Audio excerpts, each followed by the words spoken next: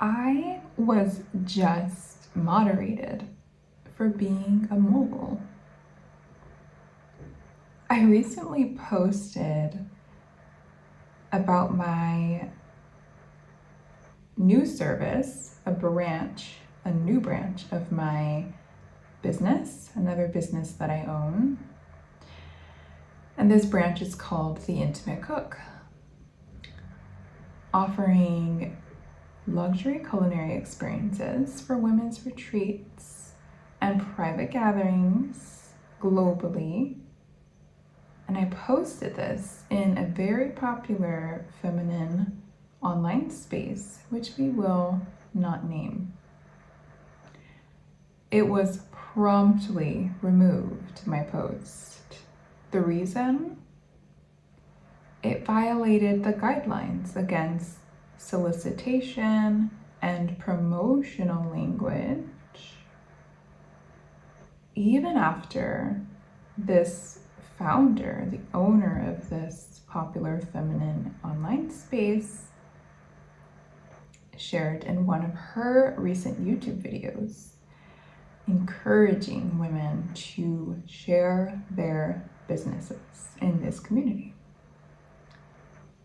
So this was a beautiful reminder, all in all, of exactly what we talked about in my last Venus message video, of why generic feminine advice will delay your empire and what to use instead. To also, in my last video, as I discussed, unlock and activate your unique queen archetype here. All right. So this was just a beautiful reminder. I'm so grateful that it happened. Otherwise, I wouldn't be here right now sharing this message with you. Maybe you have experienced this yourself before, or maybe it's been a thought or a fear of yours that this might happen. Even in your personal relationships and connections, let alone any sort of communal space or any sort of professional environments with other women. Maybe you've experienced some sort of a denouncing, if you will, of your magic, your power, your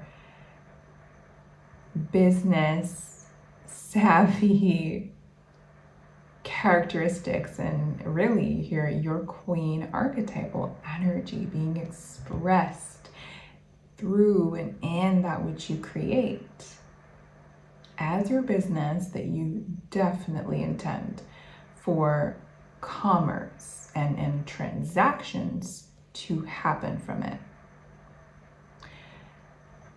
So I want to touch on here then how there's really what I would label here as a feedback trap, because this is what was said after my post was removed in this feminine online space by one of the admins, who did not reach out to me, but posted this instead in the community homepage itself.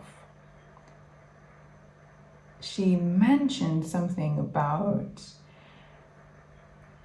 posting and sharing any sort of business launches, or projects that one is creating, working on, with the intention of receiving a feedback.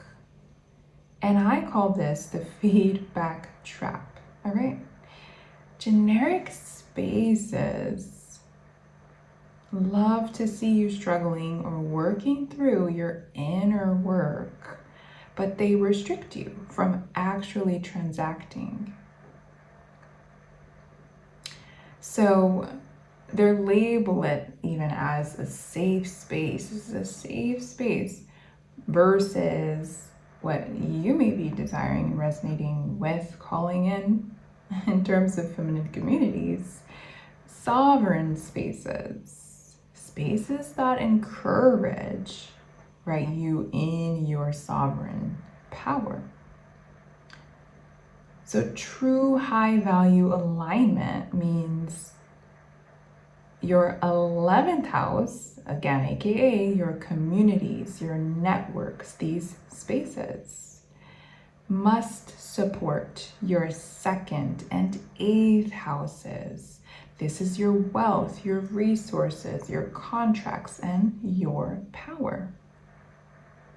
These houses, as well as the 7th, as I stated in my last message, hold the keys to activating your queen archetype and not hiding it, holding it back, and then labeling it as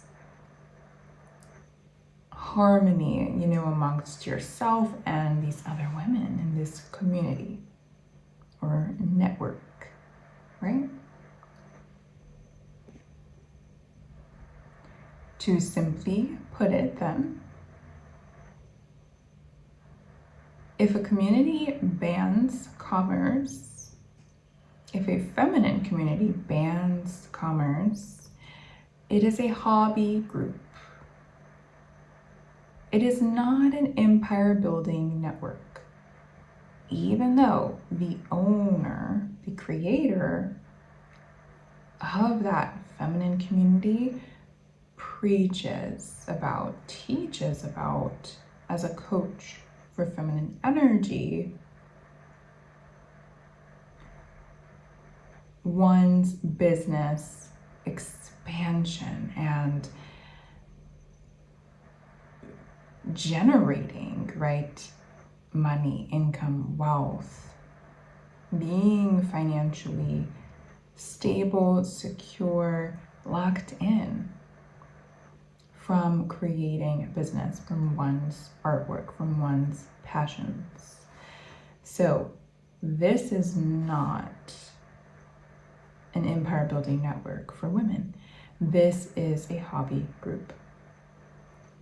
You must understand here that the solution to this, if this happens to you, or if you're afraid of it happening, if you've thought about maybe it could happen, or again, even just with women that you considered or thought to be your friends,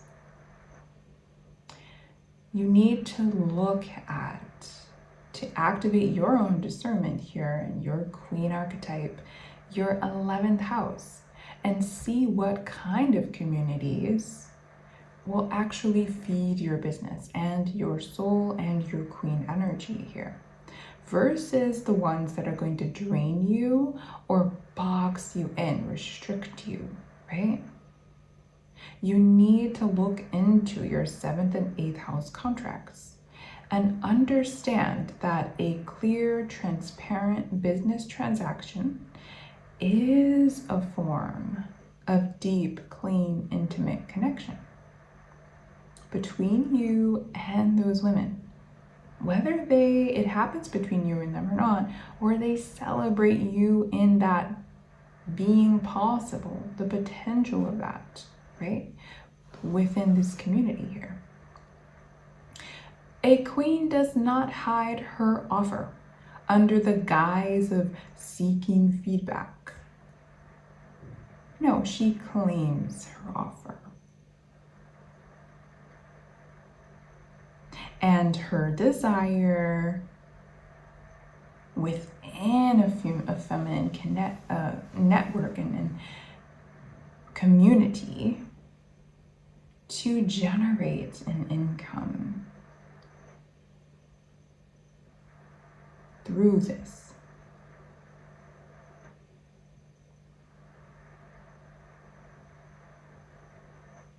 So I wanted to share a bit about that first before I got into the cards here. What do you know? What's at the bottom? The Queen of Wands, the Ten of Pentacles, of course.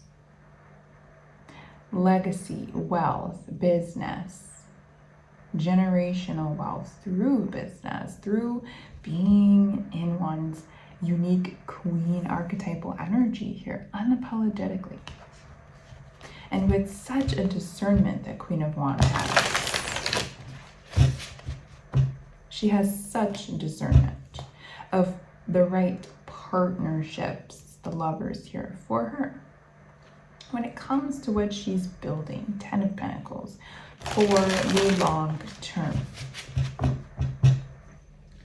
Now, partnerships, the lovers is not just pertaining to romantic partnerships. It is also pertaining to financial contracts and partnerships and agreements between yourself and another, or yourself and a community. Could even be a friendship connection, right?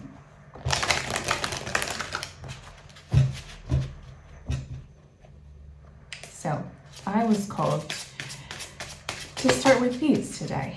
They have something to say. 9 of Cups right at the beginning here coming out. Yeah, you're meant to be at the very center, to center yourself as the queen that you are on your throne here, and discern that which fulfills you as it pertains to your connections, the communities, you know, that you are a part of or have been considering to be a part of.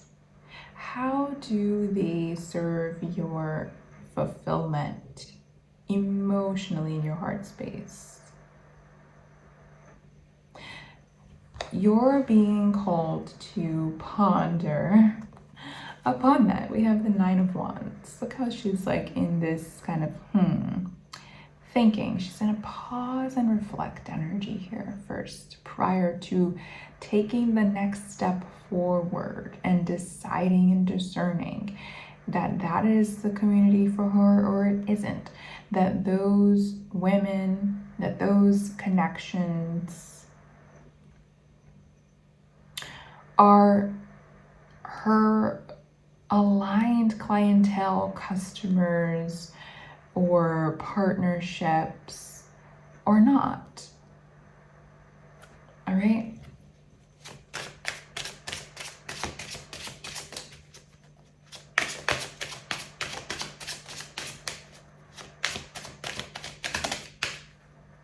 You know, this is not something brand new. Maybe it is to you, maybe it isn't, maybe you resonate with what I've shared. That happened for me, not to me, but for me. But this is not brand new. I was just, as I spoke about it a bit in my prior messages, because it is a book that I just finished it, but I have recently read and just have really loved it so much, found so much value in it to apply to my own personal experience as a female business owner, right? Ace of Wands. Oh, new life, new experiences. I'm hearing new passion, new fire, there's something about clarity here, about how to go forward. Fire is motion, it's a going forward, you know, and it's such a clarity here. Is what I'm getting with this. All right? But in this book by Emma Grede, Start With Yourself, you know, there's a part where she talks about how she has noticed it's happened for her with her personal connections with women, but also she's seen it happen to other women in their own personal connections and their friendships, or just with women in, you know, group settings and dynamics, right? And how there's this shame, there's this guilt that, you know, women often have around, and then even in their communicating with one another, right? Or marketing, to one another as one another's clientele or customers, or there's a shame and a guilt within that language, that dynamic, when it comes to the desire to scale, one's business financially, when it comes to the desire to make money, profit, all right? Generate capital. And it often leads to women playing small, stopping their wealth, putting a cork on it, all right? And limiting themselves, restricting themselves, or one another, right?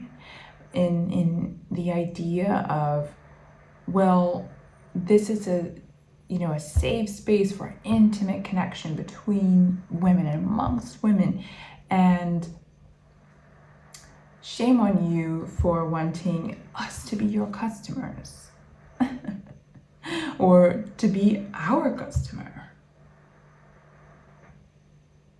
This is all about community, connection. And there's such, I call BS, is pretty much what I'm saying and what Emma has said in her book. All right? So I call BS. And you better believe that I dismissed myself with a quickness. That's what a queen does. She does not need to announce her exit, right? It is known, it will be felt that it happened, okay? And she uses that as information. That's why I said it happened for me, not to me. But she uses that as information of, all right, and discernment, right, wisdom of how to proceed forward with a new sense of clarity, this fire, right? And it has fueled me, I kid you not, to put this together for you here and to be an example for you and remind you that the solution in these scenarios, and again, I'm hearing it to remind you as well, it's the same with if you experience this or similar with women who you consider your friends, all right? The solution lives in your 11th house. The solution lives in your 7th, in your 8th house, in your 2nd house. You need to tap into your celestial codes to really understand here and be clear and transparent with yourself and these women, that which you need, you require, as it pertains to personal and professional relationships and the kind of communities, environments, and group dynamics amongst yourself and these women that you can or cannot, go with, right? That you need, that you require, as I said. So we have the Ace of Swords, the Empress, and the Two of Wands. Again, that clarity. It's clarity, it's truth. I'm hearing it's conviction. No playing around here when there's two aces, all right? It's very, very clear. The Empress is here. Again, that woman, that feminine on her throne. You can exit gracefully. You can rule as the queen that you are, your life, and your relationships gracefully. It doesn't mean faking the peace, right? Pretending that there's peace and harmony, and no. It just means you bow out gracefully. You don't be complacent and stick around and hide your desires for more, for your empire, right? The desires you have for your kingdom, your life, your business, there is a choice that you may have to make soon. I'm hearing for some of you with this Two of Wands. I'm hearing there's another way, because the struggle, and there is a struggle in these dynamics, and within this particular example that I've provided for you here, the struggle is that there's this unspoken power dynamic that is very clearly there energetically within this kind of a community where these are the expectations of these women. And that is that, you know, look up to this owner, this founder, this woman. It's very much giving like guru vibes. And you know that you cannot be this mogul, this icon, and share that and express that amongst one another yourself. This is a struggle. 10 of Wands. Struggle. And there's another way. But you have to choose it. You have to decide on that for yourself based on this information that I have just shared with you about the codes within your personal astrology as it pertains to your communities, your friendships, your connections, your partnerships, your contractual agreements, and in your business and in your personal, like I said, with friends even, all right? But this is very much necessary here, and it also is that your inner masculine, as I talked about in the last message, protects your inner feminine. Your inner king wants to hear from your inner queen so that it knows how to protect it, how to act, what is the action for the inner king to take, right? In order to protect your empress energy, your inner queen, and that fulfillment from your heart space that you experience from being in your fullest expression and not hiding to make other women feel comfortable.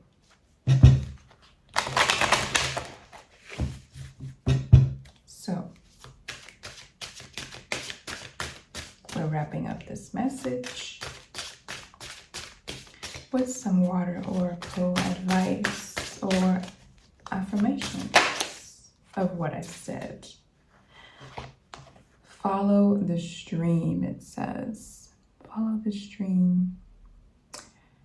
Trust, patience, and it says future rivers and oceans. There's an energy of, again, there's a clarity that you're being called to trust. When you experience these kinds of things, or even little hints of them, like I said, in personal connections or in group settings and dynamics between you and other women, you're being called to trust that and follow that river, all right, into the iconic future for your empire, for your kingdom that is indeed intended for you, that does indeed honor you in your fulfillment, and that is sustainable, all right, for the long term. We have Atlantis, believe in the bigger picture, the bigger vision, and follow what is true for you, not what is for others, it says. Yeah, look at that. Don't we just love being affirmed here by these energies, by Venus? Yes, we do. One more here.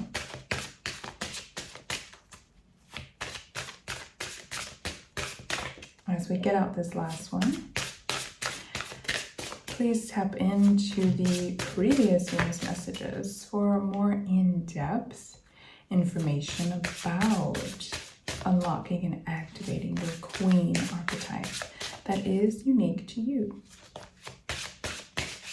There is no one-size-fits-all for feminine energy and power expressed. You must tap in to your unique celestial codes. And you can also, after listening to those Venus messages, start with terms of the work for yourself and your personal chart, unlocking those codes. Begin with the Celestial Code Masterclass, which is in the description box. More is enough. More is enough. Okay. It says come together. Give in bigger quantities. And it's also like an accepting more, right?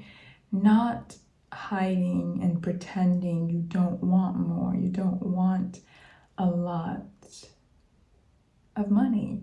You don't want the luxury. You don't want to be famous. You don't want, not pretending that you don't want the more. And just saying, oh, I just wanted your feedback as a woman. You know, you're a woman, I'm a woman. So no, you want customers. And if your ideal clientele, and it's very likely showing it in your chart, by the way, are women, these particular kinds of women, you need to own that. Own the more.